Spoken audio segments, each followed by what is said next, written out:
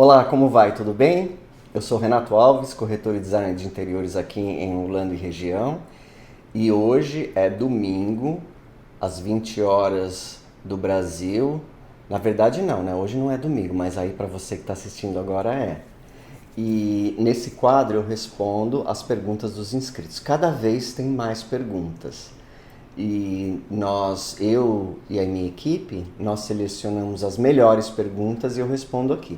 Perguntas pertinentes, tá bom? Depois da vinheta nós vamos começar.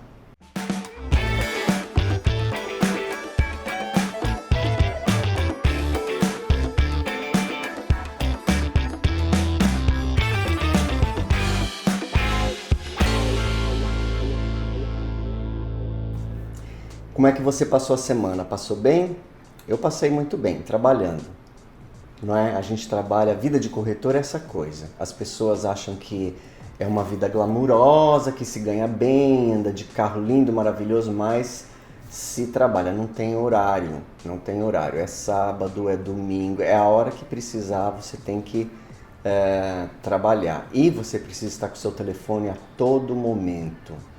Há algumas coisas que podem acontecer que se você não responder, se um cara do banco ligar para tirar uma dúvida, você não tiver com o telefone, ou você fez uma oferta e tem outras duas ofertas e a corretora está ligando para todas as pessoas, você tem que ir com o seu telefone no banheiro, se preciso. Então é assim. Vamos lá então responder as perguntas dos inscritos. A primeira pergunta, o Fábio perguntou o seguinte: Renato, eu gostaria de saber o que é mais vantajoso para um cliente que pretende reformar. Comprar uma casa que já passou pelo processo de flipping ou uma casa sem nenhuma alteração? Eu diria que pegar uma casa de flipping sempre é um mau negócio. Porque o business do flipping é o seguinte: a pessoa compra uma casa muito barata, gasta o menos possível, tenta fazer que ela fique o melhor possível e venda pelo mais alto preço que ela conseguir.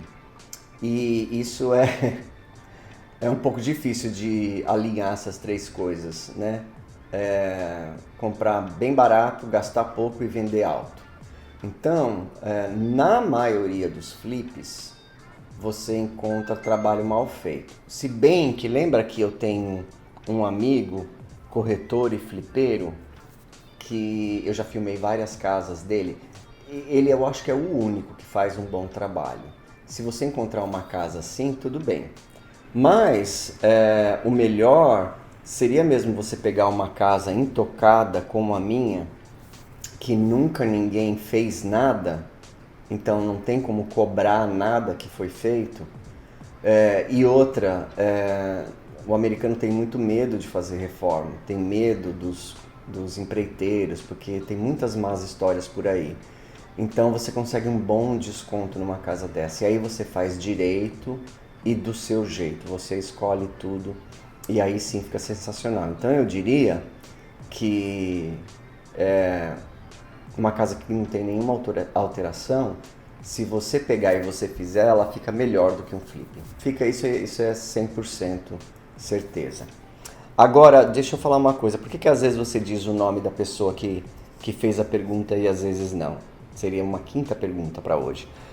Porque às vezes o nome da pessoa, o canal da pessoa tem o nome dela. Às vezes é um monte de letras assim, então a gente não sabe o nome da pessoa. Então quando o Ricardo ou eu, nós conseguimos, nós inserimos aqui o nome da pessoa que perguntou, tá certo? A segunda pergunta é: Renato, minha pergunta é sobre as empresas que administram imóveis de temporada. Você acha importante contratar uma empresa especializada para isso? Quanto elas cobram por mês? Quais são suas responsabilidades ou do administrador e quais são as minhas? Ótima pergunta. Olha, se você não vive em Orlando, eu acho muito difícil você administrar um imóvel à distância. Tá? Porque, por exemplo, o seu guest, o seu turista, lá do Airbnb entrou e o controle remoto não está funcionando às 9 horas da noite. Ele vai ligar para você. Ele está pagando, eu tô pagando, entendeu? Então, ele vai ligar às 10, ele vai ligar às 11. E geralmente os administradores têm alguém de plantão. E vai ser difícil depois, no dia seguinte, você arrumar uma pessoa para ir lá olhar.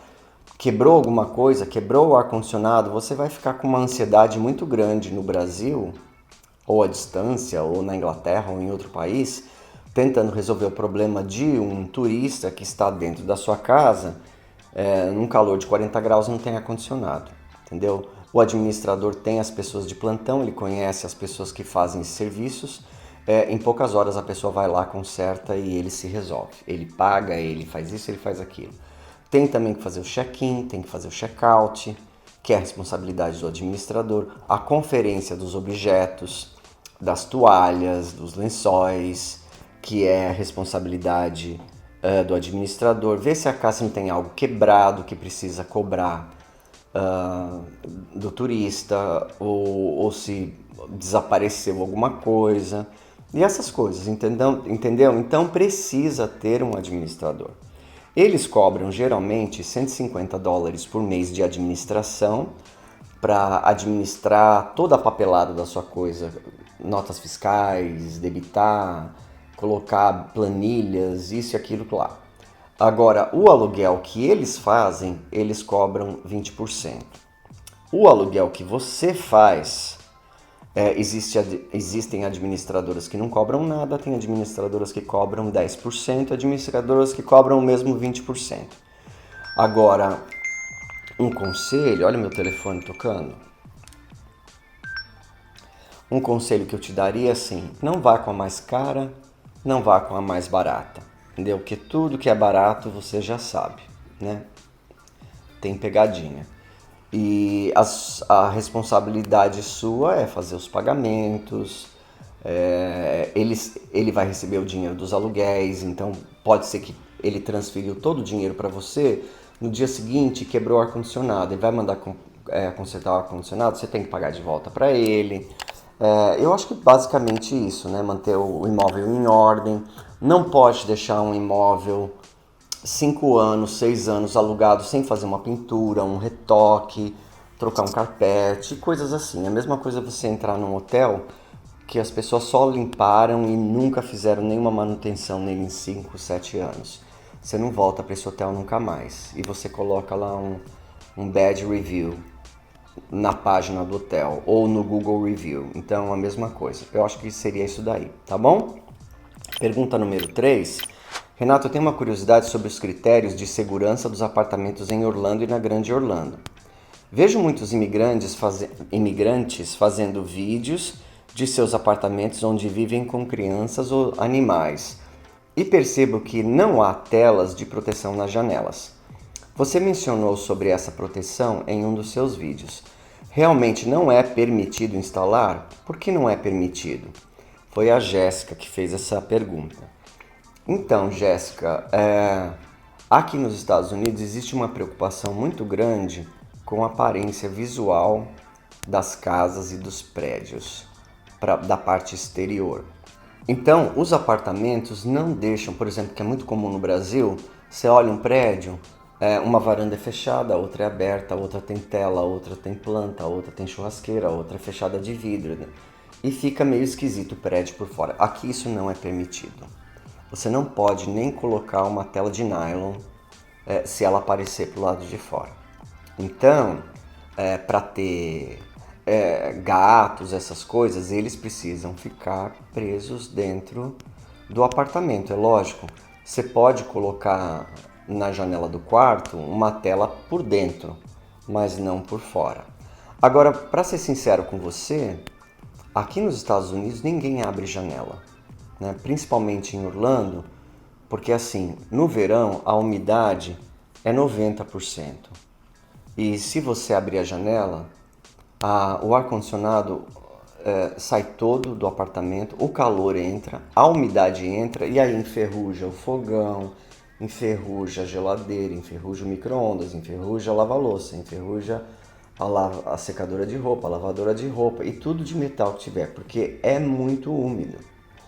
E, por exemplo, na primavera, nós temos os carvalhos aqui da Flórida que são aos milhões e eles soltam pólen. Então, você vê o topo dos carros fica verde. E se você abre a janela, esse pólen entra dentro e ele não faz bem. Muitas pessoas são extremamente alérgicas ao pólen. Por isso que os ar-condicionados, eles têm até filtro de pólen. Então, manter as janelas fechadas e o ar-condicionado ligado, a pureza do ar de dentro da unidade é maior do que lá fora. Lá fora é úmido, tem pólen, tem poeira, tem não sei o que, dentro não. Por isso que quando eu mudei para cá, eu curei a minha asma e a minha rinite. Eu não tenho mais, porque dentro de casa o ar realmente é totalmente diferente. Então, assim, no caso dos gatos, eles ficam lá dentro mesmo. Eles vão na janela, tomam sol, tal, mas é tudo sempre fechado. Tem lá a caixinha com areia, apartamentos grandes, eles vivem muito bem assim. Agora, se a pessoa quer ter animais, principalmente cachorro, tem que descer com o cachorro para ele passear todos os dias. Todos os dias. E para ele não fazer xixi nem cocô dentro de casa, precisa levar de manhã e levar de noite. Eles aprendem a segurar, mas eu acho uma judiação se deixar um bicho 8 horas sem fazer, segurando o xixi, a urina e as fezes. Então, se bem que Nova York, né, é a cidade que tem mais cachorro por habitante no mundo.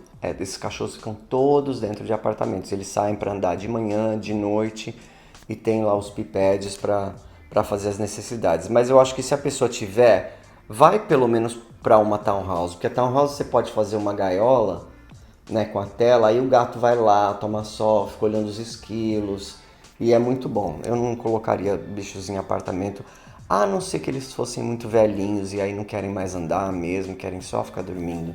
Aí é uma fase da vida deles que poderia até deixar. Vamos tomar um pouquinho de café para minha garganta, porque eu falo demais, né? E a última pergunta do dia é a seguinte: Renato, sempre vejo no Instagram muitas pessoas famosas nos parques da Disney. Você já conheceu algum brasileiro muito famoso por aí? Pergunta da Ivone. Eu já vi quando eu ia nos parques, assim, 10 anos atrás, porque faz uns 8 anos que eu não entro dentro de um parque. Eu não gosto de fila, eu não gosto de calor, eu não gosto de multidão. E como eu já vi tudo, eu não tenho por que ir lá repetir a mesma coisa, né? Fica a mesma coisa de ficar indo para ver o mesmo filme vez após vez, na minha opinião. Então, eu já vi, mas eu nunca fui falar com eles porque, não sei, incomodar, a pessoa tá lá se divertindo e fala: ei, fulano, tudo bem? Me dá um autógrafo. Não. Então, agora, por exemplo, também já vi, a única pessoa famosa que eu vi, parei para conversar, foi, agora eu não sei se é o Chitãozinho ou se é o Chororó.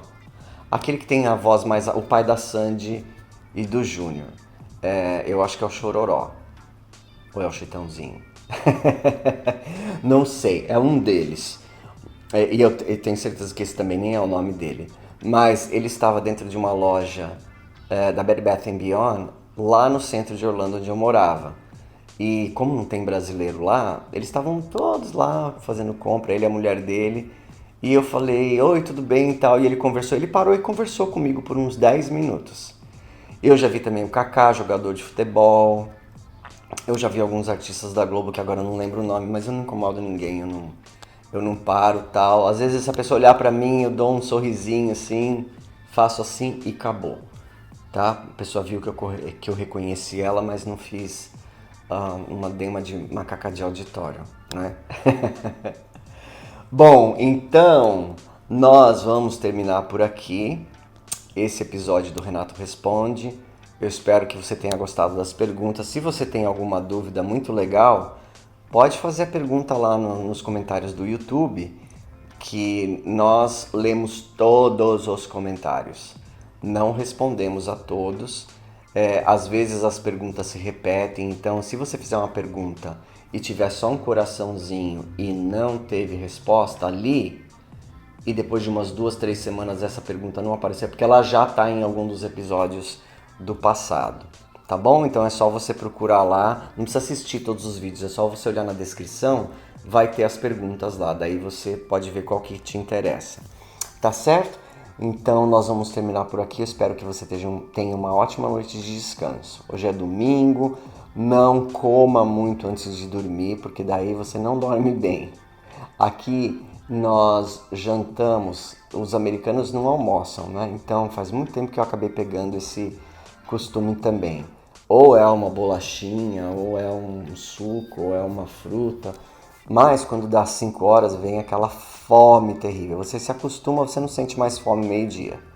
Mas quando é 5, 5 e meia, então 6, 6 e meia mais ou menos nós jantamos. E aí quando é 9 e meia, eu vou para a cama no máximo às 10 horas.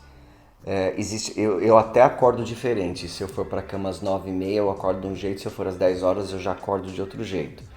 Então é o horário perfeito para você jantar às 6 e meia, já fez a digestão, não tem refluxo, não tem nada dessas coisas de velho.